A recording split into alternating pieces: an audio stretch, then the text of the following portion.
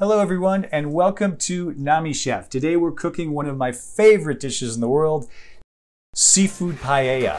As with everything with Nami Chef, we want to find the best possible ingredients in our area, and we are at Astoria Seafood, Astoria, Queens, New York. 2 subway stops outside of the east side of Manhattan. The place is truly exceptional. Not only is it a fish market, it's also a restaurant. You can buy your fish, take it to the counter, pay for it, bring it home, cook it yourself, or buy your fish, take it to the counter, pay for it, and they'll cook it for you the way you want.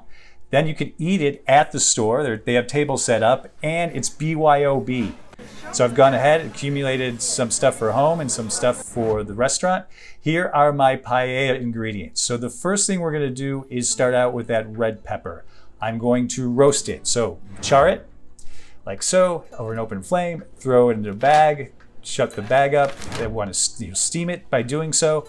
And from there, it's easy to take off that skin. And then once you do that, you can go ahead and take the seeds out and slice it into strips to add at the very end. Now I'm chopping up my tomatoes. This will serve as a foundation. Once I've chopped up the tomatoes, I'm going to throw them into the pan along with chopped onions, into 2 tablespoons of extra virgin olive oil, ideally Spanish. You just want to cook all those folks down until everything's translucent and soft. Here, I'm going to go ahead and add shrimp shells. I'm hoping this adds some shrimp flavor to the dish. Not sure if it does, but take them out when they turn pink. And now add the paprika, smoked Spanish paprika, not the hot stuff. This is key. This is what makes it taste like paella. I say this is what makes it taste like Spain. So I'm going to go ahead and combine everything, and then we'll end up with a beautiful red color going.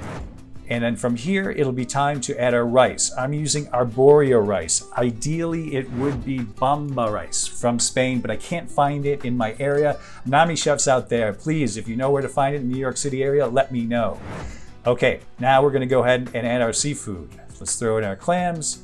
Next will come the mussels, and then my scallops, and finally the peeled and deveined shrimp.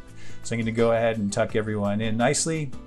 And now it's time to start adding our liquid. Here's a cup of dry white wine. It's drinkable, of course, but it doesn't have to be expensive. $2 chuck is okay. You just want the acidity. Now we're going to get some steam going. That'll help open the clams and the mussels, poach the shrimp and the scallops. And so as things become open and cooked, you take them out. You don't want to overcook your seafood. So I'm going to start taking out the mussels. They're done first. Next will come the shrimp and the scallops. The clams are always last to go. They're the most stubborn. So they will open at some point. Now I do want to throw in my saffron. I like putting it in at this point because it doesn't stick to any of the seafood that I'm taking out. Here I'm going to go ahead and add 2 cups of chicken stock. You can use chicken stock, fish stock, vegetable stock. So let's hope these clams open someday. Going ahead and making sure everything is covered. And now finally, hooray! The clams have opened. Now it's time to take them out. You'll always notice there are a couple of clams that are a little bit more stubborn.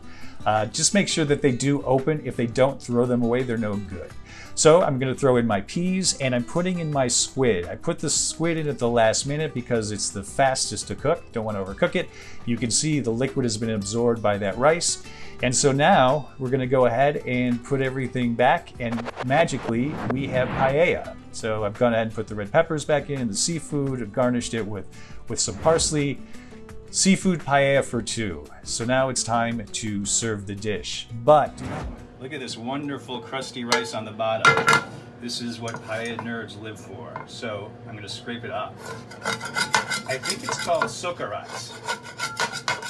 If you do make this dish, please share it with the rest of us. Tell me where I can be improved. I love hearing your stories in the kitchen. And that's it. Thank you so much. Remember, NamiChef.com.